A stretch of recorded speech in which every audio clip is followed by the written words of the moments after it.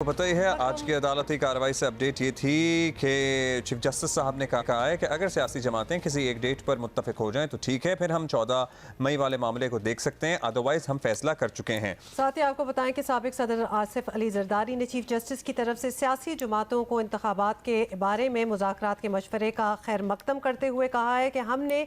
आपस में मुज़ाकरात शुरू कर दिए हैं ताकि हुकूमती इत्तेहाद एक मौक़िफ़ पर आ जाए, इसके बाद सियासी मुखालफिन से भी बात करेंगे। अब इसी पे ज़रा जान लेते हैं मज़ीद उन्होंने क्या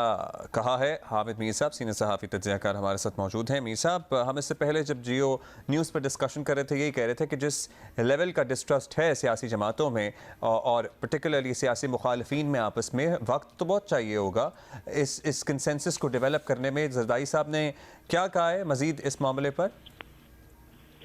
देखिए, जरदारी साहब से मेरी गुफ्तगू हुई, मैंने उनसे पूछा कि ये अभी चीफ जस्टिस साहब जो हैं उन्होंने रिमार्क्स दिए हैं कि अगर सियासी जमातें जो हैं वो इलेक्शन की डेट बदलने के लिए एक मौक़िफ़ पर आ जाएं तो अदालत गुंजाइश निकाल सकती है, तो इसके बारे में आपका क्या ख्याल है? उस पर उन्होंने मुझे याद दिलाया कि मैंने पहले भी जो पिछले जुमे के दिन आपको इंटरव्यू दिया था उसमें मैंने कहा था कि हम तो मुज़ाकरात के जरिए रास्ता निकालना चाहते हैं। उस दिन हमने एक अपनी पार्टी की कमेटी बनाई थी और वो कमेटी जो है उसने फिर हुक्मरान इत्तेहाद के अंदर जो जमातें हैं उनके साथ बातचीत शुरू की और उस बातचीत का मकसद ये है कि पहले जो 13-14 जमातों पर मुश्तमिल इत्तेहाद है वो एक मौक़िफ़ इख्तियार करे, यानी कि पहले उनका एक कंसेंसस होना चाहिए कि अगर 14 मई को इलेक्शन नहीं करवाना तो फिर क्या डेट होगी, फिर कोई जुलाई की डेट होगी या अगस्त की डेट होगी या सितंबर की डेट होगी। तो इस पर एक मौक़िफ़ इख्तियार करके फिर हम अपनी जो सियासी मुखालिफ पार्टी है तहरीक इंसाफ, उससे बात करें। तो ये उनका प्रोसेस शुरू हुआ जिसका कि जिक्र जो है वो आज अटॉर्नी जनरल साहब ने भी किया कोर्ट में। उन्होंने चीफ जस्टिस को बताया जी कि हमें कुछ टाइम चाहिए। तो मैंने इसीलिए आसिफ जरदारी साहब से पूछा था कि कल जो हुक्मरान इत्तेहाद के अंदर जो आपस में सलाह मशवरा हुआ है तो क्या आप नहीं समझते कि जल्दी की जरूरत है, क्योंकि जो कल गुजर गया है तो फैसला नहीं हुआ और अब जो आने वाला कल है सुबह 11:30 बजे दोबारा केस की हियरिंग है। तो इस पर उन्होंने कहा कि हम बिल्कुल, चीफ जस्टिस साहब ने जो ये कहा है कि सियासी जमातें एक मौक़िफ़ पे आ जाएं तो अदालत गुंजाइश निकाल सकती है, तो उनकी इस पेशकश का, इस मशवरे का हम खैर मकदम करते हैं, लेकिन हमें थोड़ा टाइम भी तो चाहिए ना, क्योंकि पॉलिटिकल प्रोसेस जो है उसमें थोड़ी सी हमें आपस में सलाह मशवरा करना है। और ज़ाहिरी बात है कि वो उनको अपने इत्तेहाद के अंदर से कुछ जमातों की तरफ से मुखालफत का सामना है और वो ये कह रहे हैं कि हम इमरान खान साहब को ट्रस्ट नहीं कर सकते। ये बड़ी एक इम्पोर्टेंट वजह है कि क्या मसला क्या है। उसकी छोटी सी बैकग्राउंड ये है कि पिछले साल भी हुकूमत और इमरान खान साहब के दरमियान मुज़ाकरात हुए थे और अल्टीमेटली आसिफ जरदारी साहब और मौलाना फजलुर रहमान की मुखालफत के बावजूद वज़ीर आज़म शहबाज शरीफ साहब कौमी असम्बली तोड़ने पर राजी हो गए थे। उन्होंने इस बारे में जो फैसिलिटेटर थे या जो ज़ामिन थे इमरान खान के, उनको कन्वे भी कर दिया। जैसे ही कन्वे किया गया तो इमरान खान साहब ने ऐलान कर दिया कि वो 25 मई को इस्लामाबाद पे चढ़ाई करेंगे, ताकि एक ये तासुर जाए कि हुकूमत ने अगर असेंबली तोड़ने का फैसला किया तो ये मेरा प्रेशर था। तो उस पर वो बैकआउट कर गए। अब जब दोबारा जरदारी साहब जो हैं उन्होंने और बिलावल साहब ने अपने इत्तेहादियों से कहा है कि अब हमें मुज़ाकरात के जरिए इलेक्शन की डेट पे कंसेंसस करना है, तो अब मौलाना फजलुर रहमान और मुस्लिम लीग नून दोनों ये कह रहे हैं कि पिछले साल भी हमने ये फैसला किया था कि हम इंतखाबात के लिए तैयार हैं, लेकिन इमरान खान साहब ने हमें धोखा दे दिया। तो अब अगर दोबारा आप कोई डेट फिक्स करते हैं तो उसमें दो चीज़ें बड़ी अहम हैं। पहली बात तो यह है कि इमरान खान साहब जो हैं क्या वो एक दिन इलेक्शन पे राजी होंगे, तो उसके लिए जरदारी साहब उनको कह रहे हैं कि हम बातचीत करते हैं तो कोशिश करेंगे वो एक दिन पे राजी हो जाएं। लेकिन जो सबसे इम्पोर्टेंट मसला है जिसपे जेयूआई और नून लीग जो है वो कोई गारंटी मांगती है इमरान खान की तरफ से, वो ये है कि चले हम वो दरमियानी डेट निकाल लेते हैं, 14 मई और 2 अक्टूबर के दरमियान की कोई डेट, हम उस पर राजी हो जाते हैं, इमरान खान भी राजी हो जाते हैं, इलेक्शन हो जाता है। लेकिन अगर उसका इलेक्शन का रिजल्ट इमरान खान साहब की मर्जी का नहीं आता तो क्या वो रिजल्ट को तस्लीम करेंगे? वो दोबारा तो ये शोर नहीं डाल देंगे कि चीफ इलेक्शन कमिश्नर ने धोखा किया है। तो गारंटी का मसला है। तो अब आसिफ जरदारी साहब जो है वो अपनी जो इत्तेहादी हैं उनको ये कह रहे हैं कि ठीक है, हम इमरान खान का कोई गारंटर भी ढूंढ लेते हैं, लेकिन पहले हम आपस में तो ये तय कर लें कि हम 14 मई और 2 अक्टूबर के दरमियान किसी एक तो मीर साहब दो प्रोसेसेस हैं, एक तो इनको डेट तय करके